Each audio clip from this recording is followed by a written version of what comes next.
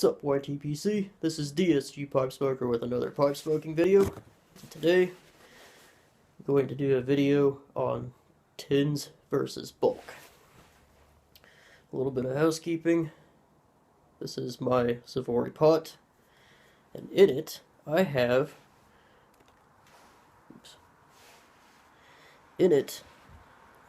some aged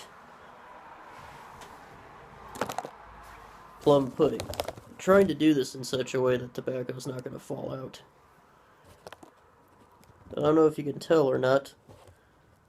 There's some crystals on that tobacco. Make a long story short, I don't go through tobaccos as fast as I used to.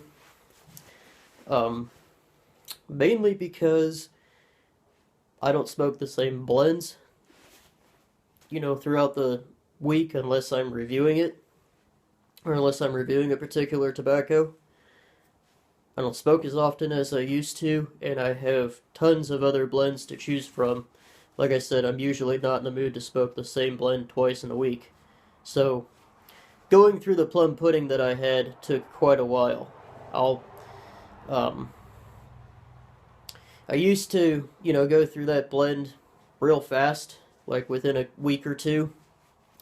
But I had this tin of plum pudding that doesn't have a date on it, and as far as I can remember, I actually haven't done an order for plum pudding in a long time. Might even be, before the channel, but the tobacco was a little bit sticky. Had a little bit of an odor to it, but not really. Or not odor, but aroma. And like I said, I don't know if you can see it or not on that dark flake. There's a little bit of crystals on that tobacco from what I presume to be the sugars in the tobacco crystallizing.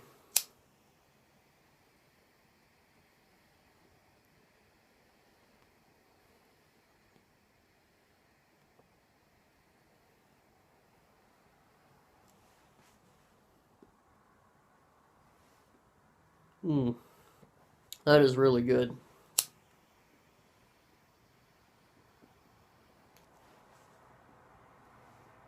Smokiness dissipated a little bit, but it's still there. Mostly what I'm getting right now are the Orientals and just the sweetness from the tobacco. Like I said, probably from either the sugars or the oils crystallizing.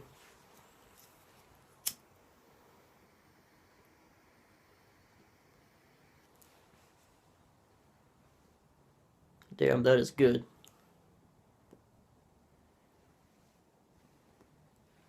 Anyway,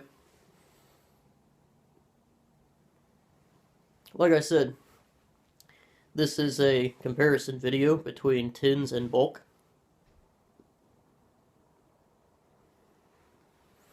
As you might remember, I was going to do a series. I think I hear my neighbor outside.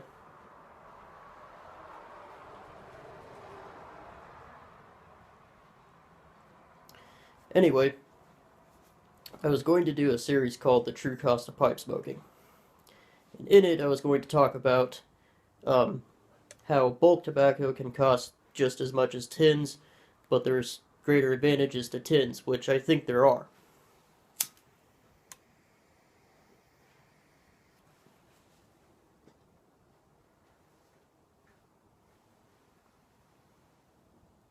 Sorry, I keep hearing footsteps. Anyway. Yeah, it's my neighbor. Anyway. The reason that I decided to make the video was, or what led me to believe that, there's not that much difference, is after I didn't get the tins for my contest because SmokingPipes.com didn't send them, even though they weren't back ordered.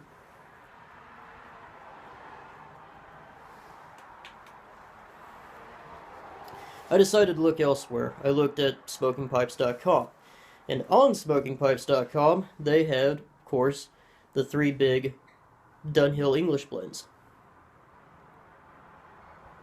Nightcap, EMP, and 965.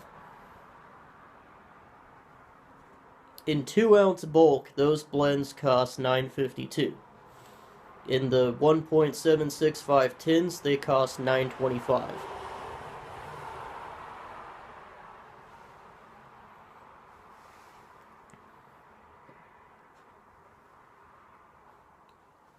That's not a whole hell of a lot of difference.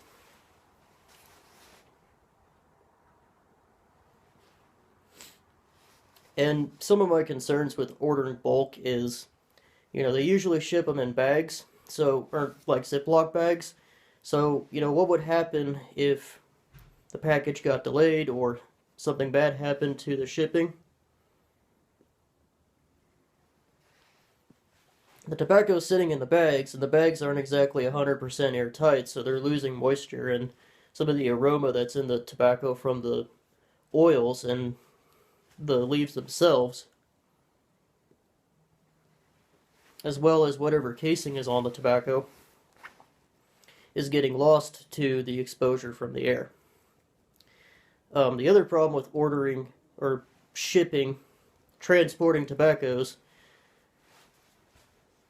via bulk is if you do want to protect them with jars, you have to pay extra close attention to how you package them, because obviously jars are more destructible and they break a lot easier than tins do.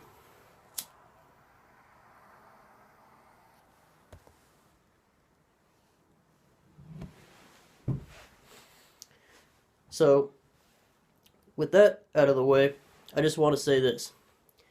That's the only exception I've noticed. I've done a little bit of digging, and by and large, I've noticed that you do save money ordering in bulk, even if you factor in the fact that you have to get tins every time. And the other thing that I didn't factor in when I was going to do the video was the fact that I tend to, as soon as I get a tin,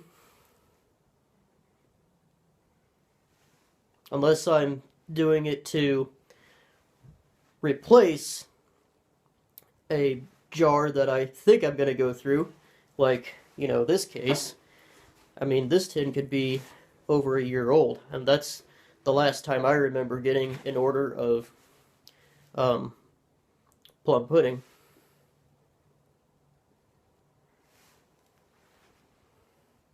Unless I'm doing that, as soon as I get a tin, I pretty much open the tin, throw it in a jar.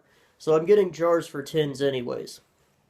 That being said, I do think there are advantages to getting tins.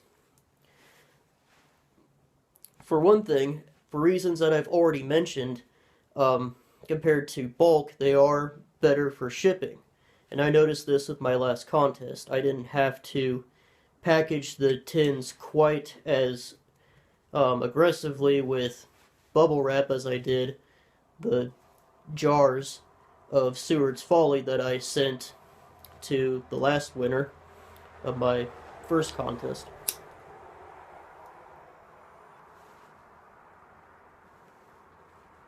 And because they tend to pack tobacco in those tins, those 50 gram or 1.75 ounce tins, a lot more than what you would see in a jar, and obviously more than what they would do in a plastic bag. They pack a lot better. And they also store a lot better too, because those tins are kind of made to stack. And like I said, they usually compress the tobacco enough to where you can fit it in a smaller container.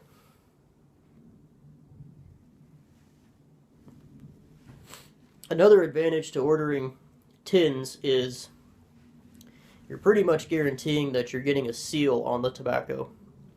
When you order things in bulk, I mean, think about it. if you order it in bulk, they're keeping the bulk tobacco in a large container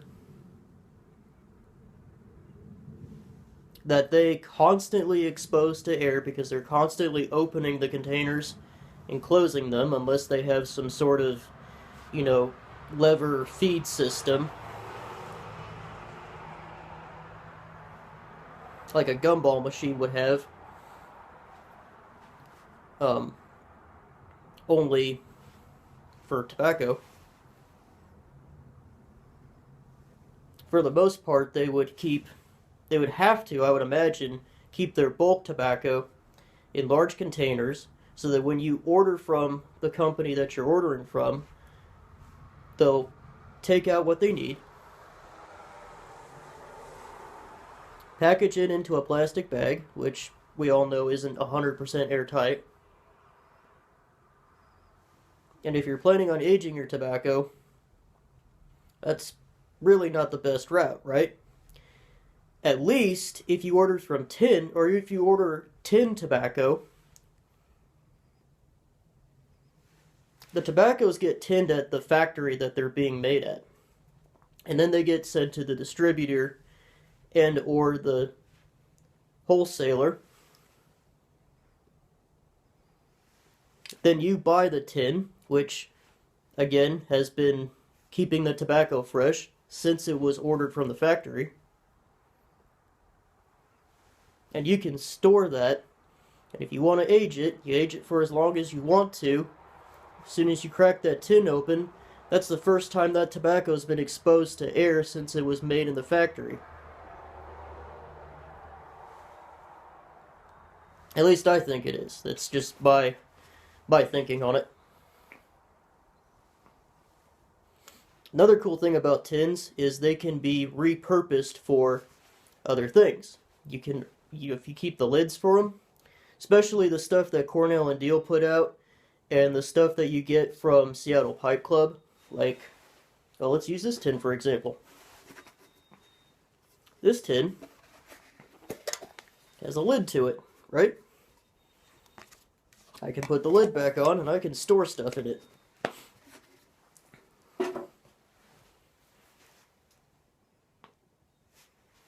So tins can be repurposed.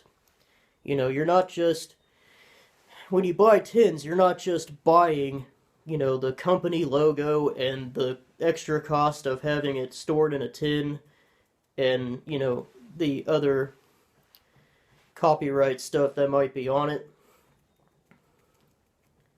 You're not just paying for that. You're paying for something that you could possibly reuse. And finally, there's the optional collecting of tins, which can add to the hobby, right? I don't think it's done as often as it used to be. I know that every time I go into my favorite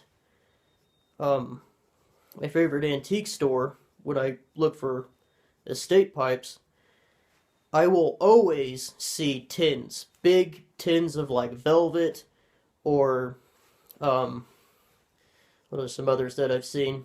I see a lot of velvet in the antique shop that I go to. Some half and half. I've seen half and half there too.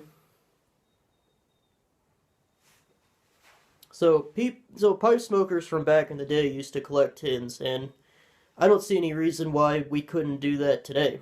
In fact, the tin art that they're making nowadays is, in my opinion, way better than it used to be, because of the technology that we have today.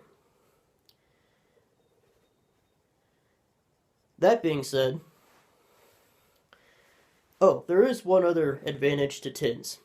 I have found that if you order tobacco that comes super hydrated and super wet, way more than it's supposed to be, and this is a tip that I got from Bradley from Stuff and Things. And like Samuel Gawith, for example. When I got my 1792 flake, I took Bradley's advice when it came to any of the Samuel Gawith blends. And that's crack the tin open and just let the tobacco sit for about 3 to 4 weeks, about a month or so.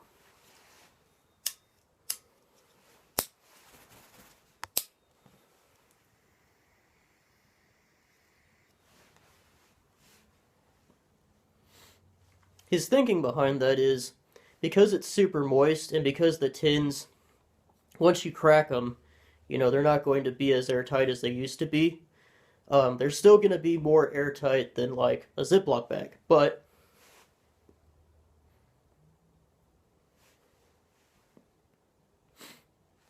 with the added advantage that, you know, if you let it just slowly dehydrate in that manner, in theory, there's a less likely chance of dehydrating the oils and toppings that are on the tobacco.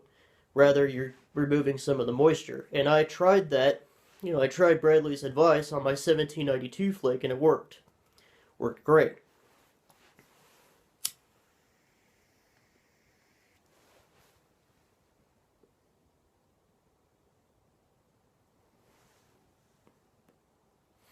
This is really good stuff aged, by the way. Super smooth. Smoother than it used to be. And some of the smokiness is starting to come back too.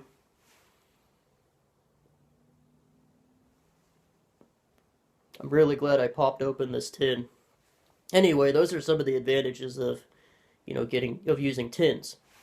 The only real disadvantage besides price, which, if you think about it, the extra price of tins, especially at this point, you know, it's really an investment, right? You're spending a little bit more because you're getting a little bit more. More advantages, anyway. The one downside to tins, though, is they do not store long term. You pretty much have to put them in jars, and that's why I put my tobacco in jars, in tins. Because, especially nowadays, because I don't go through jars or tins as fast as I used to, kind of need a long-term solution, and that long-term solution comes in mason jars.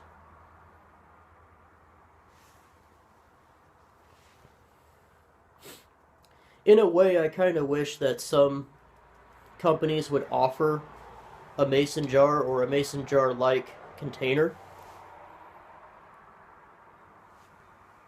Maybe not make it out of glass, just make it out of something else so that it's easier to package, but it's going to have the same ability to, you know, keep that airtight container, or keep that airtight, container.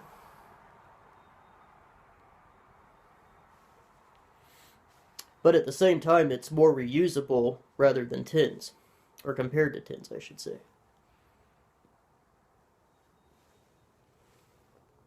But those are my thoughts on tins compared to bulk. And actually jars, really, if you think about it. It's not to say that if you order in bulk, you have to immediately jar it. If you're going to smoke the tobacco within a week or so, if it comes at the right moisture content, honestly, I don't think you really need a jar. It would definitely help, and you get, you know, the same smoke every time, because mason jars are going to hold the moisture content a lot better than a Ziploc bag. But if you're just sampling tobacco and you just want to order an ounce here or an ounce there, bulk is the way to go.